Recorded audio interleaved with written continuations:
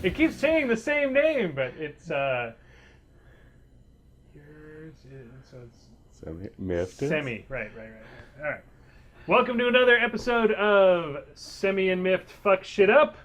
On today's episode, we are upping the game on our battle boxes. We've now expanded our armies to a whopping 15 points. If this is the first time you've tuned in, and I'm guessing it is since we've had nobody watch the show other than us, the point of this podcast or video podcast is to we're going to play through a journeyman league, showing you, trying to go over the rules as best we know them. And the idea is the show is interactive. So you are encouraged, if you are a snot-faced jerk that likes to memorize rules and throw them in other people's faces, this is the show for you. We encourage you to interact with us while we're playing if you're watching the Twitch stream, or leave comments underneath the video in our YouTube channel telling us what we fucked up. Now, yes, we absolutely encourage you to give us tactical tips, but really what we want is you to point out when we screw up the rules. Now, for us, the benefit is that we get better for tournaments, and the benefit for everybody else is we all get to learn the rules together. So, I am Miffed Gorax, and across the table from me is Semiautomagic. Semi's job is he's a press ganger and knows the rules pretty darn well. So his job will be to explain things as I run into the things that I don't understand. And we are playing Warmachine. Today's battle boxes have been expanded to 15 points. I will be playing the Nemo battle box. That means Nemo, the original version of Commander Adept Nemo, whose big power is that he can throw 5 focus onto any one jack, as well as he gets to suck up everybody else's spells while they're casting them and turn those into focus, which is really annoying if anybody ever casts spells within his range. He is accompanied by a defender. The defender is the well-known jack in the Cygnar lineup that's able to shoot pretty much clear across the table. Unfortunately, he's kind of only gets one shot, but he's not really a glass cannon. The cool thing is he's actually pretty good once you run into melee with him. And finally, the Centurion. The Centurion's big thing is that he is unchargeable. Backing them up today, filling in the 3 points that we were missing from the battle box to bring us up to a full 21 points from the 15 plus 6 from Nemo's Warjack bonus, is Eiryss, Angel of Retribution. And Eiryss's big power is that if she's within 5 inches of any jack, including my own, bad things happen. She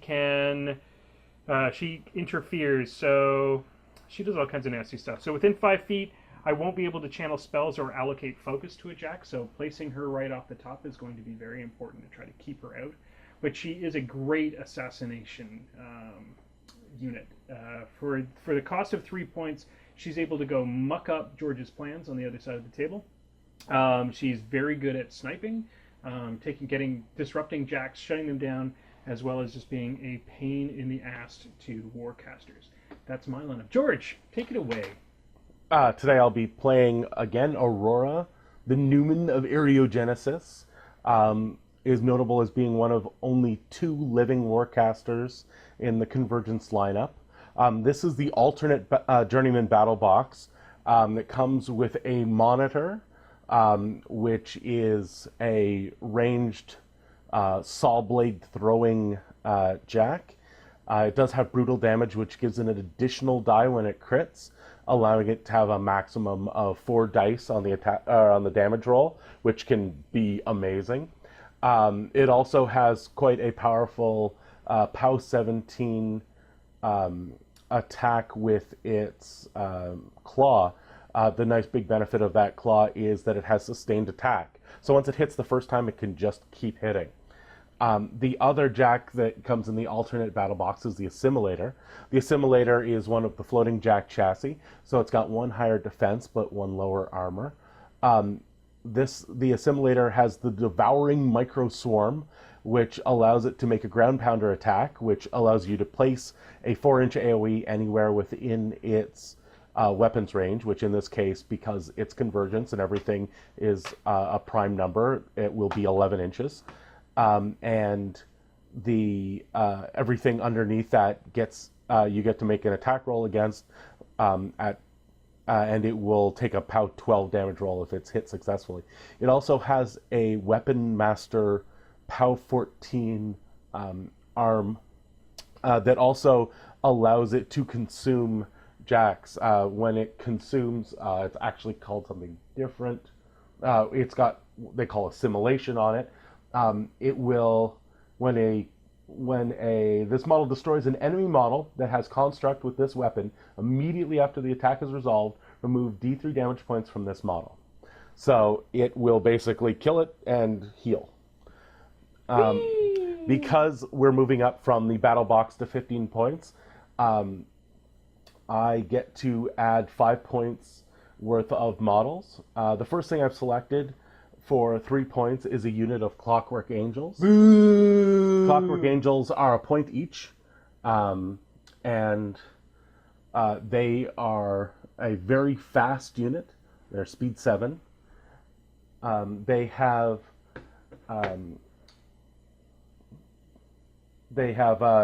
abilities called Blade Shield, which gives them a +2 defense against ranged attacks.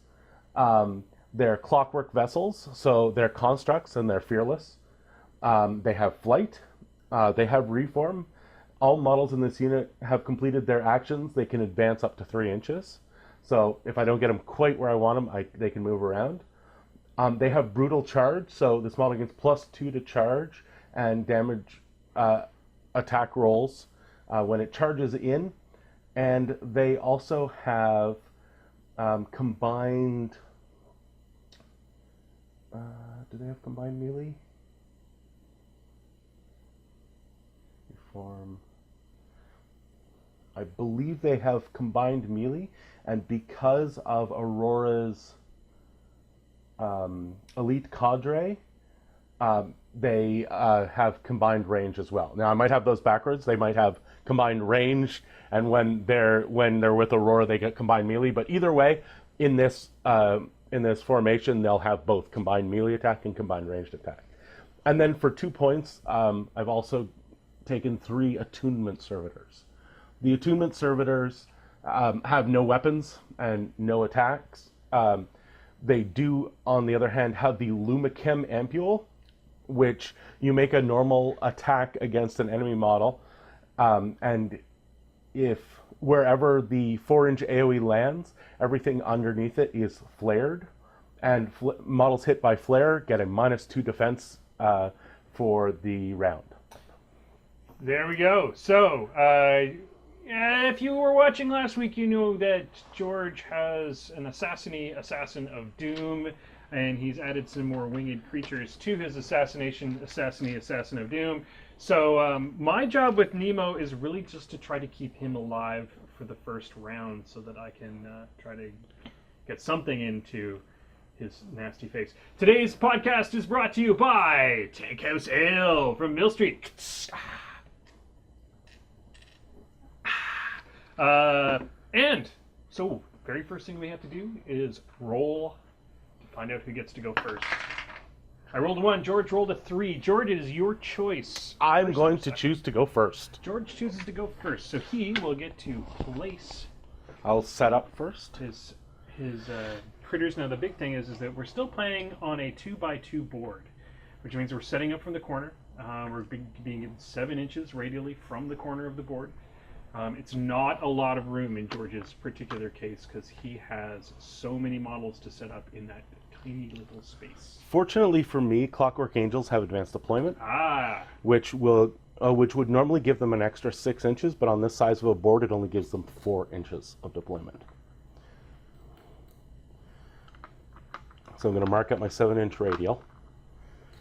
I may as well do that while you're doing yours so that I will be able to place quickly and people don't have to sit around and watch us put dice on the board. Place out the jacks in a pretty standard formation. And then I'm also going to place these guys.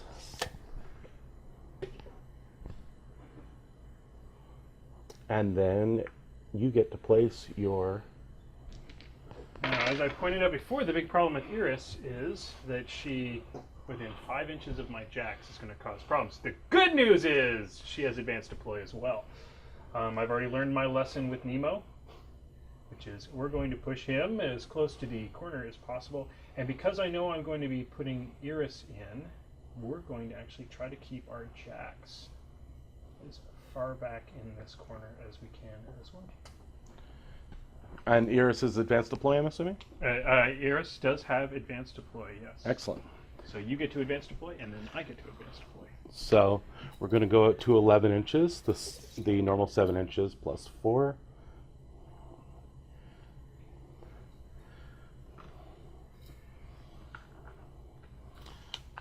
And I'm going to place my unit of angels out here. Now it is something that should be mentioned, that the attunement servitors are actually solos, so they don't have to move as a unit, whereas the angels are a unit. So they'll have to move as a unit, and they'll have to stay in formation, although on this board, staying in formation probably not a big deal. They do only have a command of 7, which does limit, so they can be a maximum of 14 inches across. But as you said, on this board, that's relatively easy. Okay, so you've advanced deployed. I need to place Eiryss. The nice thing about going second is I get to see where he's placed his army. So in this case, we know that he's placed it that way. I want to make sure I'm at least 5 inches out from my jacks, which currently I am. And let's fight! All right. So the first thing we'll do is Aurora will get her 7 focus. 3, 4, 5, 6, 7. Aurora's field marshal is... he remembered today. I have to remember eventually, just law of statistics here, is apparition. During my control phase, all of my battle group, only my battle group, can move 2 inches. Or, sorry, be placed 2 inches. So this is not a movement, it's a place effect, which is important for things like not taking free strikes, stuff like that. Also, if stuff is in your way, you get to just move right around it. Although most of your guys can fly, so that doesn't matter. And the Assimilator is just going to move out to there. Aurora is going to allocate 1 to the monitor, and I think that's it, because the Convergence ability to pass focus is going to allow me to induct 1 to the Assimilator, so I don't need any more focus out.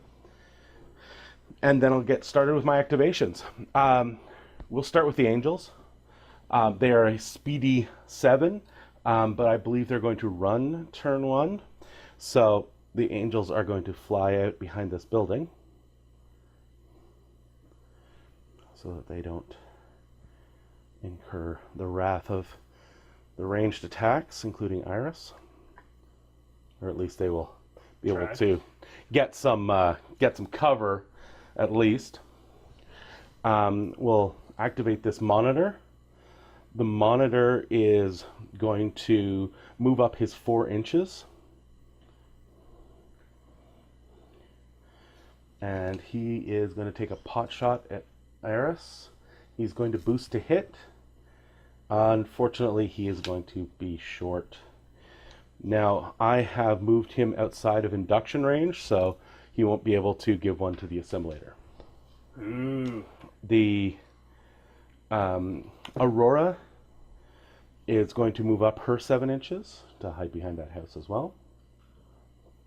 And she's going to do something that you guys haven't seen me do before, because I haven't had any infantry. She's going to cast some spells. She's going to start off with Transference. Transference costs her 2. Transference allows, while model in this model's control area, friendly faction non-warcaster warrior models can spend 1 focus point on this model to boost a melee attack or melee damage roll during their activation. So that allows basically my troops to boost using my focus. Awesome. Quest, that was a spell? Yes. At this juncture, I need to check Nemo's. I am sure that you're well out of my control range, but this is really important to remember with Nemo that you suck up any extra. You're well out of my control range. I do not get to suck up your focus. Which is a good thing to check. And I think she's done casting, so she is going to sit on her 4.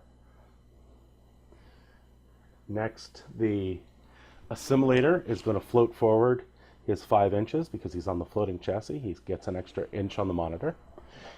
And next, the Attunement Servitors are going to go. They're all going to run various directions. They have a speed of 6, so they all have up to 12 inches of movement.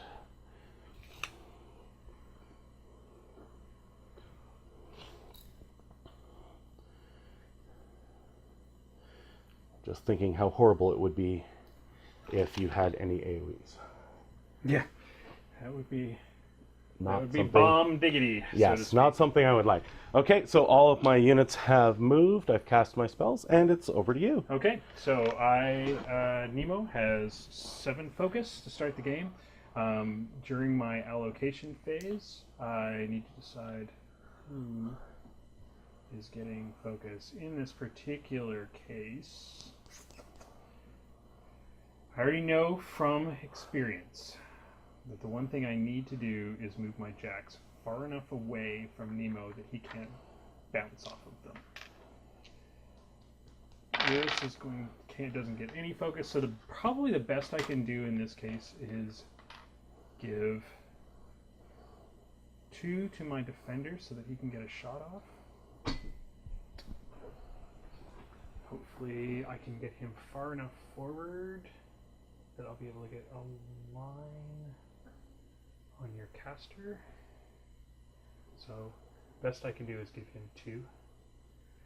And Eiryss can't have any, so Nemo's going to camp the rest. And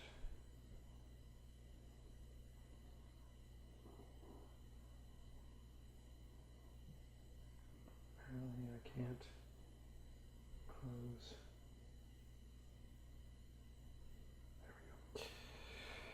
Okay, so Nemo has a nice handy thing called locomotion. He can target a warjack and move that warjack 3 extra inches. That 3 extra inches might be the key for me getting the defender. Defender's got a speed of 5. With 3 extra inches, I could get him 7 up the 5, 6, 7, 8 up the board, which could very well put me in line with your caster. Do we have the laser line? Yes. Can I? Is it? I don't know if this is apropos. Can I use the laser line to figure out where the line of sight would be?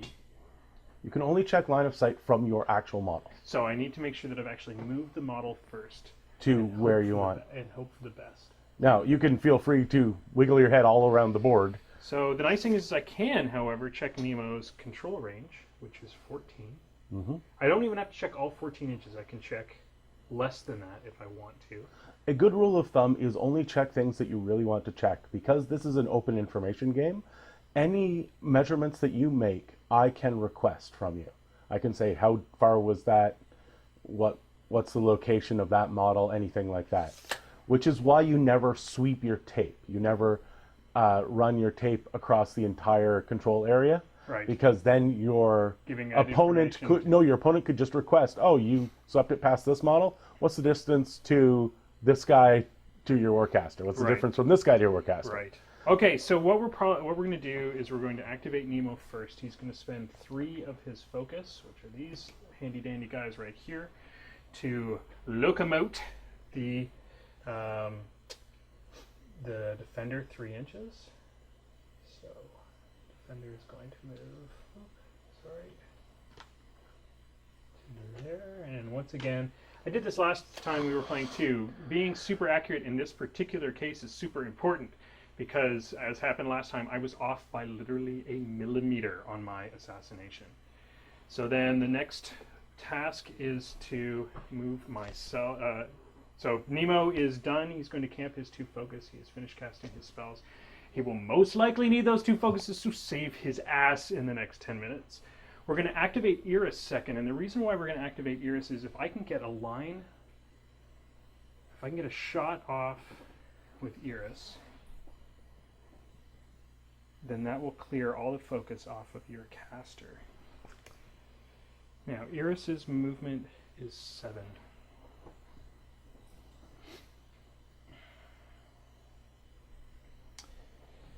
Because these are the same size of base, that's blocking line of sight? Correct? Absolutely, yes. Okay. You can see a larger base behind a smaller one, but bases of the same size block line of sight. Right. So probably best we can do...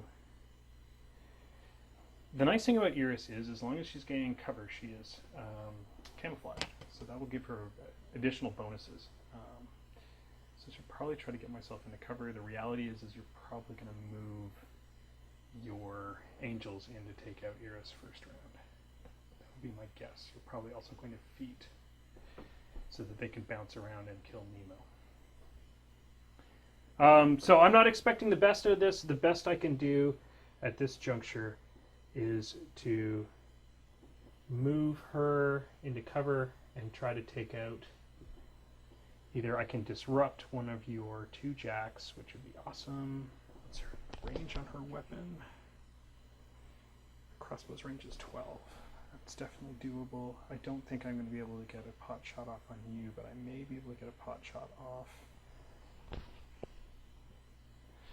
And that guy has no cover, so what we'll do is we're going to move her.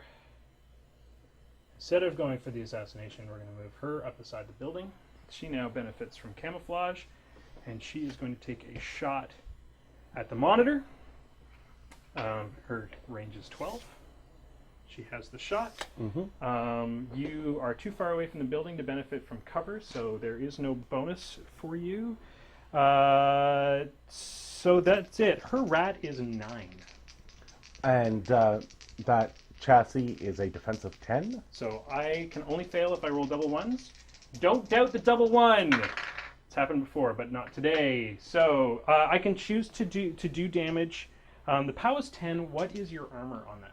The armor is 19. So this would be chassis. dice minus 9. So it's pretty much useless for me to actually try to do damage. But Eiryss does have 2 cool things. One is she is a sniper, which means I can choose which column takes damage, and I can choose to inflict 1 damage to that model. Mm-hmm. The best part about that is that you are disrupted. So I'm going to do 1 point of damage to column number 1. So, and that is Eiryss's move. So Nemo has gone, Eiryss has gone, and we may as well do the thing with the defender. I'm pretty sure that once I move the defender over, he has a 14-inch range, so I am going to have to take that into account, but I think you are farther than 14 inches. So his movement on the defender is 5. We'll get to move him 5 forward. And it looks like I'm going to get a line of sight on you, but I should probably move a little bit closer to you so that... Okay, so now what we have to do is determine whether I actually do have a line of sight on you. So my base has to intersect with his base. And it looks like we're in the clear. It's pretty... Now, how far away from the wall are you? Ooh, that's a good question. Fortunately, we have some of these little templates that will allow us to check. Because of my positioning, I'm definitely outside of the inch. Okay, so I have a choice here. The defense on your caster is 16 base. 16 base plus. You've got focus. That'll give you a bonus for your armor. Not the problem with that is that, and so your armor is going to be ridiculous. It's going to be like 21. I'm sitting and you're on beside your 4. angels. So arm 15 plus 4 for the focus brings me up to a 19. And when you're beside your angels, don't you gain a defensive bonus? No, I gain flank with the angels. So Okay. if an angel is in combat with something that the caster's in combat with, she gets an additional die. Okay, so this will be dice minus 4. However, I'm still going to need, with the defender's rat of 6, I'm going to need a 10 to hit you or a 9 to hit you. Defender's rat is 6. I'm a 16, so a 10 to hit. So 10 to hit. It's highly unlikely, but we did all of this in order to get the defender over there. We may as well give it a shot. I could probably clear an angel, but the reality is those angels are gaining cover from the building. Yep. And they're going to be really hard to hit. This is probably my one chance to get a shot off on you. Clockwork Angel is def 16 against shooting as well, plus 4 for cover. So here's the big question. 14 inches. Oh. Oh, it's looking pretty good. Oh, yeah. Yeah, you definitely have it. It's looking pretty good. Okay, so we're going to... boost to hit. Boost to hit. I mean, a good thing I moved that, like... Because Yes. I was ready to move, like, pretty much right here. All right, so we're boosting to hit. Is that a 10? 4, 4. It is a 10. That It's is a an 10. 11. That's All a right. hit. Now we're going to boost the damage as well. So this is a Arm 19, dice minus 4. And this is a POW 15. So dice minus 4. If you had tuned in last time, we tried to explain the way that we do the math. It seems really weird when you first start playing Warmachine. Everybody goes, "Why are you saying dice minus? Why don't you just give me your thing?" But it means that you can resolve the damage faster. So we could end it all here. Dice minus 4. My maximum amount I could do is what? 18 damage. So that would be 14 That would kill. 14 damage would kill you? No, 15 would kill. It won't kill you, but I'd have to roll 3 6s, but I may as well do something to you. Holy crapola! That's All nice. right, that's 10. That's 11 so it's dice damage. minus 4. So that's 11 damage. It's 11 damage to your caster right off the top. I'm pretty happy about that. I am going to claim that as a personal victory. Either way. I know that it's not a victory, but it's a personal victory for me to be able to have gotten that much. All right. Finally, we need to activate the Centurion. The Centurion is going to move forward his 4 inches. He has a terrible move of 4 inches. I did not give him any focus, so I can't run him. But the good news is I can move him to here, and we can still do his star attack, or his star power. This allows me to not be charged. You cannot charge him. So we have 1 disrupted monitor to end my turn. Yep. I've done a crap load of damage to your caster right off the top. And you're a human caster, so you can't even have one of those happy little monitors come over and heal you. And I'm done. No, I don't have any actually healers on the board. Mm-hmm. All right, so top of my turn, I fill up to my 7. 1, 2, 4, 2, 4, 6, 7. I'm going to spend 1 to maintain transference. And now we will do... and any spells that would have been on your... Monitor Warjack. didn't have any Perfect. upgrade, anything on him. And then everybody in my battle group is going to get their 2-inch movement.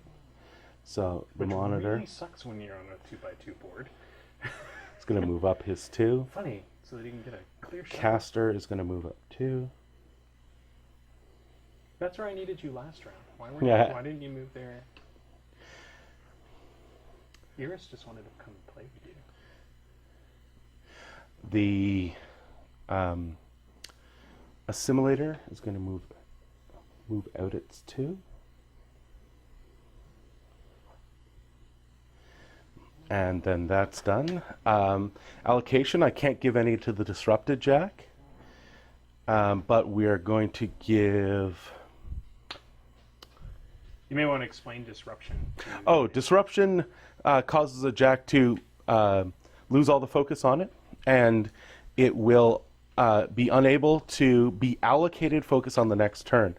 In case you're wondering, the Convergence ability to induct to another vector is blocked by that because it says when you're inducted, you allocate 1 to the other Jack.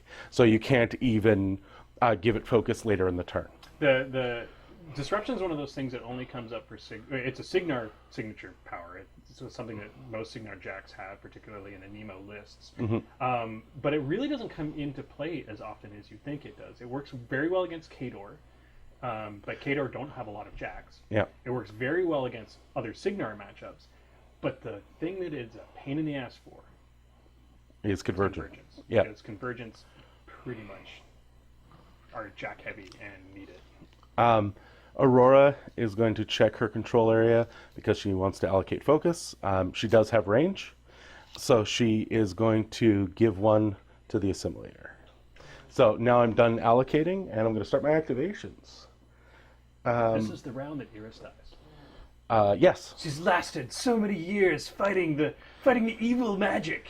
So the first thing we're going to do is the angels are going to move forward, and they all have flight, and they all have 7 inches, so they are going to group around Eiryss, so that they're all in melee with her. Now, she is stealth, but this game stealth doesn't work like you'd think it would work. It doesn't mean she's invisible. I've had stealth explained to me as the predator suit effect. You know that there's something over there, but it's all wavy and you can't tell where the edges are. Makes it harder to hit, but it doesn't mean it doesn't mean that you're gone. Yeah. Also, the angels just moved there. They didn't take any shots. They didn't charge, which means that they didn't have to have line of sight. Yeah. And because they have flight, they can move through the terrain the way they wouldn't normally be able to. So we're going to do a combined melee attack on Eiryss. So Eiryss's defense is what? Eiryss's defense is 16. She's actually rather high. Now, she doesn't gain any other benefits because they're in melee with her. If it was ranged, we'd be in a different situation. So their base mat is 6. Because they're doing a combined attack, they get +1 for every person engaging in the attack. So they get +3 because there's 3 models. So that makes them into a rat 9. One of them is completely within her back. 2 of them are completely within her back arc. Unfortunately, they didn't start there. Ah, that's right.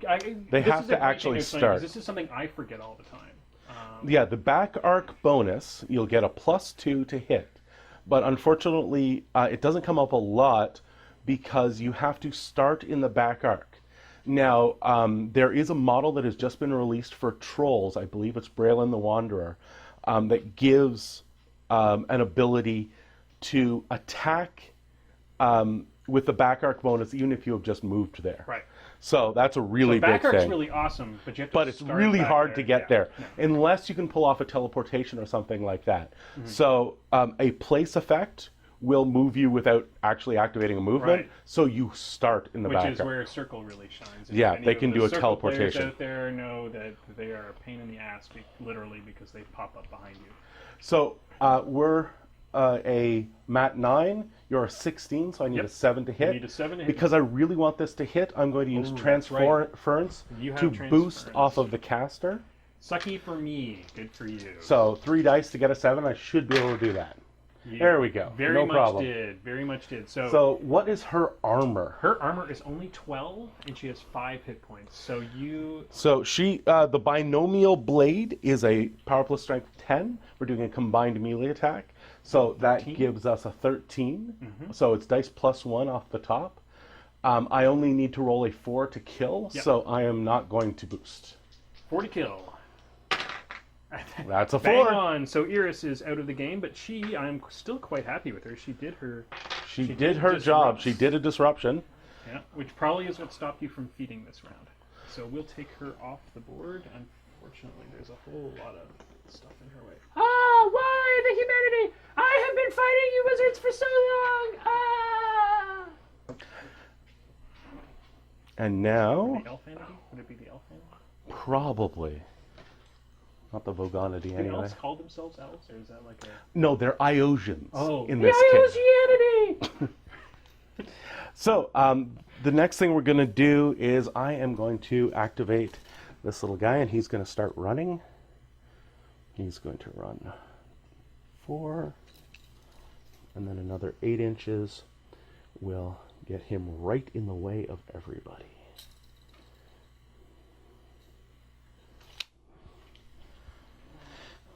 Next thing,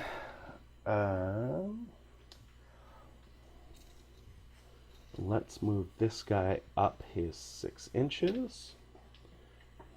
And he is going to fire his Lumichem Ampule at your Centurion. This is a pretty standard tactic because you can't charge through these little dudes. What he's doing is basically setting himself up a nice little charge wall that will keep us, or keep my jacks from being able to just roll over, steamroller right into his. So the Centurion's defense is... Oh, the Centurion's defense is a whopping 11. He's a rat 5, so I need a 6 to hit. That'll do it. That will do it. So there's a 4-inch AoE centered on him. Unfortunately, it's not going to catch anybody else. Nope. But he is now flared. He's at -2 defense. Yep. So it's even easier to hit the easy-to-hit guy. Yep. Next. Probably going to be nice for dude who's about to hit me in the face with. The next guy is going to also move up his 6. First he's going to move 3 here. And then another 3 forward. And he's going to fire at your defender. So your defender is a 12, I believe? The defender is a 12, yes he is. So I need a 7 to hit. And knowing, ooh, double Box sixes cars will is always do a it. hit. Yeah, that is... Even if you can't, mathematically, if you can't hit, it's always worth rolling it because box cars is always a hit. That's right. Also, the corollary to that is that Snake Eyes is always a miss. So don't roll double ones. Now, when you boost, you have to roll triple ones to definitively miss. So it's harder. It's one of the reasons you almost always want to boost if you are really worried. Yeah, yeah. And don't let George talk you out of boosting if you've got it. All right, so again, it's a 4-inch AoE. We know it's not going to hit anybody else, so we won't bother putting the AoE template out. But the defender's also flared. So, next step is going to be the Monitor. The Monitor's going to move up his 4 inches as far as he can, and he is going to attempt to take a pot shot at that Centurion. The Centurion is quite far away, so I'm not sure if he's going to be able to get it. It's looking like you're probably around 13 inches away by my math. Well, 13 inches is his range, so I do have that. You do have it. The Centurion is super easy to hit right now. He is a 9, I believe. Yes, he is. Unfortunately, because all my Warjacks receive her rat, they're only a rat 4, so I still need a 5 to hit. And you got, because he's disrupted, I have no focus to boost with. So that's a hit. Wow, that was awesome. Unfortunately, it was not a critical. If I had gotten the critical effect on his Ripsaw Flinger, it would have given me a additional die on damage. Okay, the armor on the Centurion, because of his shield, is 21. So his armor's 21. The Ripsaw Flinger is power of 13. So that's dice -8. Yeah. Unfortunately, I have nothing to boost with because of disruption. So that'll still do a little bit of 2 damage. damage. That's 2 damage to the 2 damage to the 3. 2 damage to the 3. Now that does Nothing. That bings a little bit off my armor. He's lost this little gold thing right there. Nemo's all pissed off. You scratched his beautiful you jack. bent my Wookiee. All right, so next we're going to move up Aurora. Did Aurora already move? Oh, that's Nope. right. She moved there. Using her apparition. Right. And I forgot that they could move 3 inches after killing your guy. That's right. Did you feat? Nope. So they just get to do that. Yes. They're just all about that. No, but they have reform, which allows them to move 3 inches after their entire activation is done. Right. So they could have killed and then back around to Right. avoid getting a defender shot to the face. So she's moved up to there. She is going to attempt to fire her polynomial beam at that Centurion. Ooh, polynomial beam. I'm betting that does all It's kinds a- of nasty. Range 12, POW 12, completely flying in the face of every other convergence range. Because they're all... We know you're within 12. We know I'm well within 12. We know he's a 9 and I'm a 4. And I'm guessing that this will make me stand still so that you can beat on me a lot more if you hit. I'm not sure. I think it might only be the staff. Yes, it's only the polynomial staff. Okay. So the mechanical seizure only works on her melee attack. Cool. So you're just going to zap me? I'm just going to zap you. So I am going to... What's my rate of fire? My rate of fire is 1. How much do I want him dead. I'm not going to boost to hit. We'll just see if I can make that 5. So you need to roll a 5 to hit me? You're a 9. My rat is a 4. Rat of crap. Yeah. That's a 6. That will do it. So that is a hit. I will, on the other hand, boost the damage. Yep. Because I'm only a 12. Arm 21. And you're an arm 21. So that is dice minus 9, I believe. My math is correct? Yep, your math is correct, sir. Wow. Finally, everything comes up William on a roll.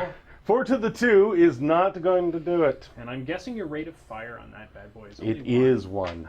She's done. She is done. So now the Assimilator is going to make his movement. He's going to float forward his 5. And he is going to drop his template. He's going to do a ground pounder. So I get to put a 4-inch AoE template anywhere within my range of my gun, which is 11 inches. So I'm going to place it directly on top of him. Yep. Unfortunately, there's nobody else I can get, so we're just hitting him. But he's easy to hit, which he's is good. Easy to hit, so but he's not easy to damage. I have to make that 5 again. That's a hit. Where were you for damage? And then I am going to boost. Again, this is a POW 12, so I'm at dice minus 9. And again, not even going to scratch the paint. Good old Centurion. Centurion taking all the damage. And that's the last of my models, so your turn. Now, as you can see, I'm in pretty much a prime situation. George's attack did well. He did most of what he wanted to do. He got rid of Eiryss. Eiryss, I think, even though she's dead, was my MVP because it completely distracted him from all the other jacks that are about to eat him in the face. But he has blocked my charge lanes, so I'm going to have to remove some stuff before I can charge him.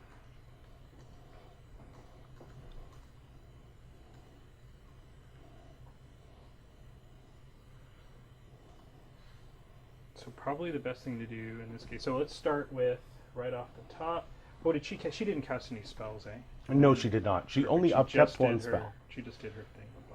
So we get our 7 back. We remove the disruption. It's just polite to remove your effects that you have done on your dude. He is no longer shielded. He is still flared. Somebody's just brought up a really good idea in the chat. The angel that moved directly behind Eiryss should have taken a free strike because she would have left Eris's front arc. And because she flew, flying doesn't circumvent free strikes. Yeah, so Eiryss theoretically could have taken a free strike. Eiryss probably still would have died from 2. Absolutely, but I would have. But you would have probably removed one of the angels. One of the angels. But thank you for pointing that out. Who was that from? That was El Dukes. El Dukes, thank you very much. I will remember that for next time. I have fucked up. All right, back to the game. So what I need to do is I need to allocate focus. Cool thing about Nemo is I can give 5 focus away, which is bad freaking ass. I think the only thing I've got at this particular juncture, if I don't take everybody out, I'm done. So we're going to need to try to clear out as much in the charge lane as possible for the Centurion. So let's see, Centurion's movement is 4 plus 3 inches for charge plus 2 inches for his spear. He's got a 10-inch threat range. But in order for me to get that to work, I'm going to have to move this and this out of the way. The people to do that are going to be Nemo and the Defender. So we're going to give the Defender 1 because I'm going to need to probably boost the damage to get rid of an angel. So give him 1. Defender's going to need, how many points do we have here? Defender, probably 4, I'd say. If I give him 4, that lets Nemo boost to hit.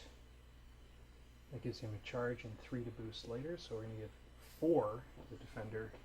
And Nemo's going to have to try to clear an angel out of the way. I think it's 4 to the Centurion. Sorry, the Centurion, not the Defender. I always think of the Centurion as the Defender because he's the dude with the big ass shield. Yeah, the guy who defends, maybe? Yeah. So the nice thing is that I'm pretty much at full strength other than losing Eiryss, but Eiryss did her job, which was worked as an awesome distraction. Nemo's Ball Lightning is an AoE 3. We're probably going to have to start with that, because we might be able to clear out all of the angels. And it's a range of 10. Mm-hmm. I have a 14-inch control range, so I know that they're going to be about 14 out. So Nemo's going to have to move. Nemo's movement is 5, so we can move him up 5. I'm not really going to worry about putting myself out there right now, because in this juncture, it's most likely that if I don't kill you this turn, you will kill me next. So putting him out front, forward, is what it is. So we're going to Ball Lightning with Nemo. If this doesn't work, we're going to feat with him as well. So that's another reason to move him forward. You are within 10 inches. What we'll probably do is, I think best would be to aim at this angel, because that's going to center it on both of those. It's an AoE 3. Chances are, can I borrow the template? Yep. Chances are we'll probably be able to hit both of them. We will boost to hit, because Nemo is an old man and has terrible, terrible old man stats. Well, except you're using his focus. Yeah. So I have a rat of 5. We're going to throw a ball of lightning at you. We're going to boost to hit. What do I need to do to hit her? You don't have a rat of 5 because you're casting a spell. You're using. I'm not magic. casting a spell. This is his gun. His gun, his ball lightning gun. Ah, okay. So rat 5, because it's a gun, the Clockwork Angels get their bladed shield, which is +2 defense against ranged attacks, bringing their defense up to 16. You are in my back arc though, so that drops it back down to 14. Okay, so I need a 9 to hit on 3 dice, which is not bad. Not bad. That'll do it. That's okay, 10. so we've centered it. All 3 ain't actually. Are you going to clip Aurora? No. It's Aurora leans forward, so it's kind of an optical illusion. But we will get all 3 angels in. All right. So this is a POW what? This is a POW 10. Okay. So 3's to kill. And hold on, because there may be more to the ball lightning. It does disruption, so that's it. So this will hit definitely this one. So anything but Snake Eyes will kill each one. Okay. Did you boost each attack? Sorry, I boosted the first one because I need to get rid of her, and I have this extra focus. So that definitely kills that kills. angel. Now that angel happens to be the leader. Now these are simultaneous attacks, so if by some fluke you don't kill one of them, it will move to there. So you got the second one. And 3. See if you got the third one. Yep. That's all 3. That is all 3. Sweet. So we've cleared that entire line of attack, except I need to get rid of that. Yes. Luckily we have Señor Defender. Señor Defender is particularly good at shooting things.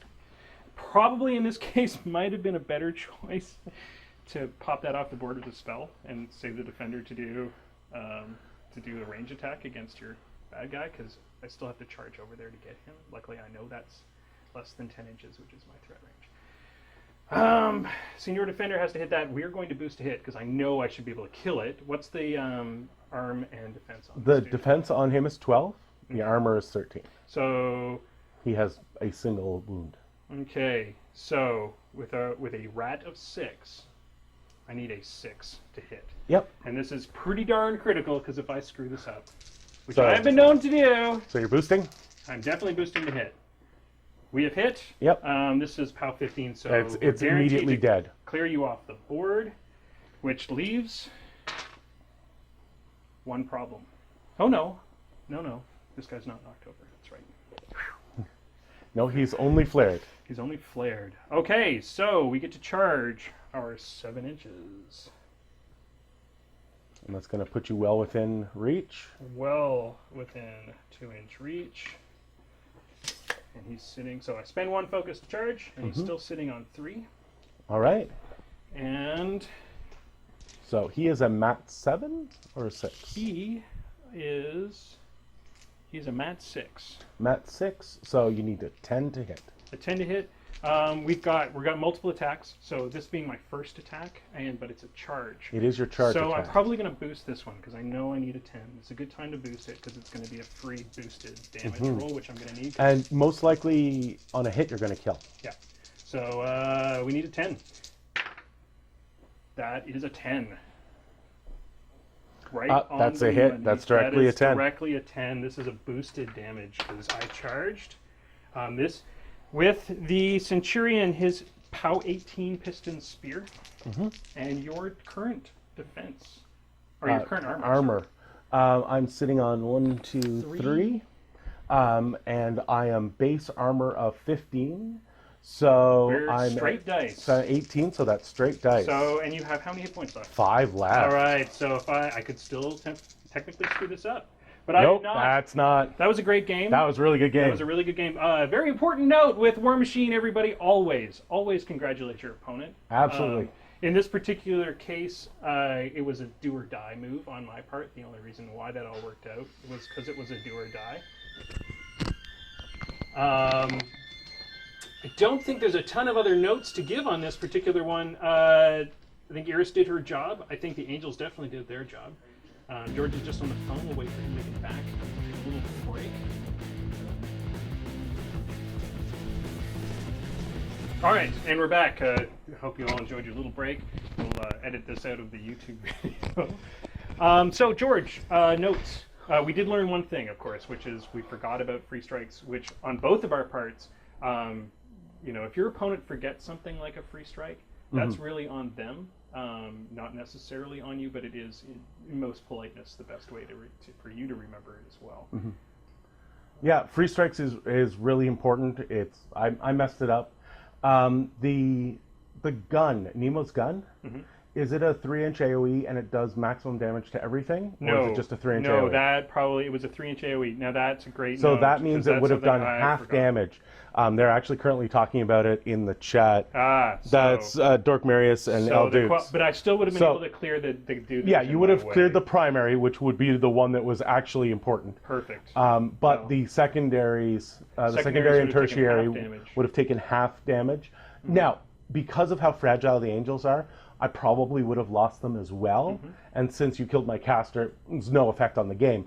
But that is definitely something that whenever you're doing an AoE, unlike the Ground Pounder, which does full damage to everything under the AoE, a standard AoE template does half damage to secondary targets. Yeah, so thanks for pointing that out, guys. That's another... I fucked it up! Yeah. But I honestly didn't do that on purpose. I forget that all the time, and the reason why is because one of my first Cygnar lists was Siege, and the only real AoE I ever did was his Ground Pounder, which just does equal damage to everybody. Exactly. Circle. So it's one of those things that I forget, but I do obviously need to remember. The good news is that it doesn't really affect the game that much because with my 2-inch reach, all I needed to do was get rid of the one angel that took the max damage. You're right.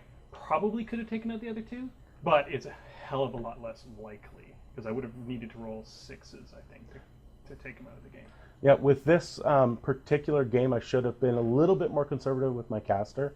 Another 3 or 4 inches back, it would have made no effect on my damage on the Centurion, but would have saved me if I was just a couple inches back. And because I have reach, there was actually no reason to get into base to base with Eiryss.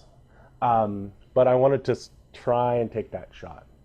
Well, you didn't, but Eiryss was already gone by the time you got No, but I could have just stayed back and stayed out of if you'd stayed out of the Centurion's range, I think this game would have been the next round I have that nice jump. I appreciate you putting yourself into the Centurion. Centurion to the face is generally a bad thing. I have been trying to play my casters more forward, but it is a balancing act.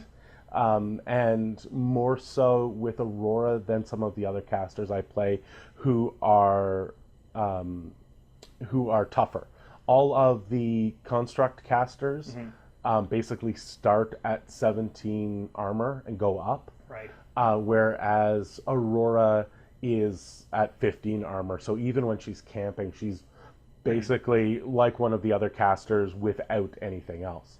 So the next step is to move up to 25 points. What are you considering adding to your army? 25 points is That's a tough 10 extra points. 10 extra points for me is a big one because it means I can bring in a character jack at that point. Or a unit. Or a unit, and particularly with Nemo, character jacks can be amazing because I can allocate them 5 focus, and it's just, I mean, that's full of nasty. Well, remember your P Nemo, not E Nemo. Yeah, so, but still, I can still allocate 5 focus to 1 Jack. Yes, that's true. And character Jacks in general up the game, and at 10 points, that means we could bring in his new character Jack. Dynamo, which would be pretty cool. So I'm tempted to bring in Dynamo. Thing is I have a rule about playing unpainted, and Dynamo is not finished. So I'll have to wait until next week to do that. However, we have some cool things that we can add to the list at this point. We could bring in Boomies, a mini unit of Boomies, and still have space for maybe a Minuteman. I'm not sure. I'd have to look at the points before I made that decision. I'm very tempted to bring in a Minuteman, but we're also going to be moving to a bigger board at this point. Or I could bring in Stormies, which bringing in the Stormblades, as we know, changes the game. Stormblades, or even, I believe you can get Boomhowlers into 10 points. Boomhowlers, Arcane Gun Mages. I mean, there's a lot of options at this point. Yeah. And what about you? What are you planning on bringing in?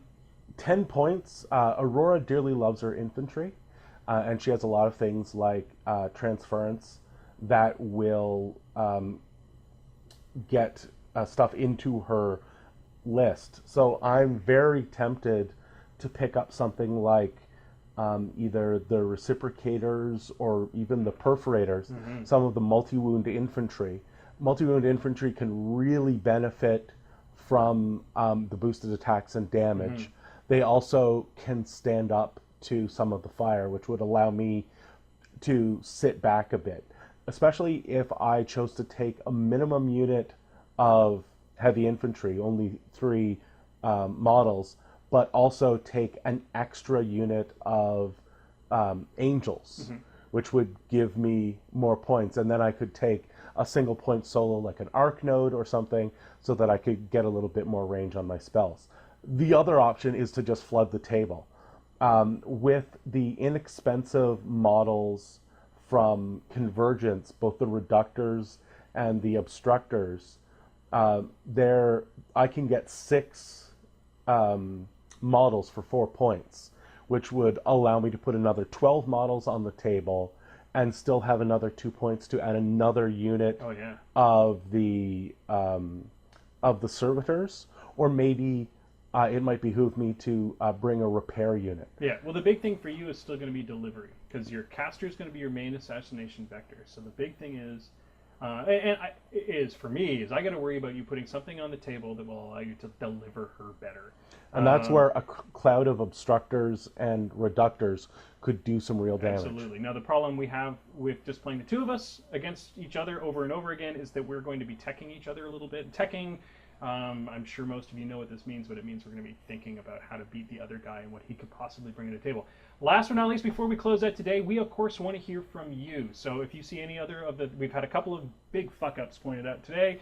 We'd like to hear every single other one you've got. You can post either on right on our Twitch page, or you can right now, or you can post in our YouTube in the comments in the YouTube video. We're happy to hear about your comments. Secondly, if you have suggestions for our 25-point list, bring it on. We'd love to hear it.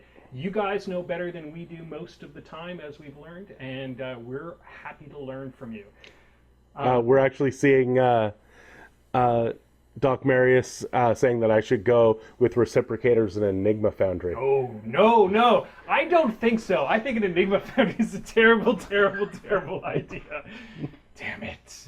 Okay, guys, well, thank you very much. That was today's episode of How We Fucked It Up.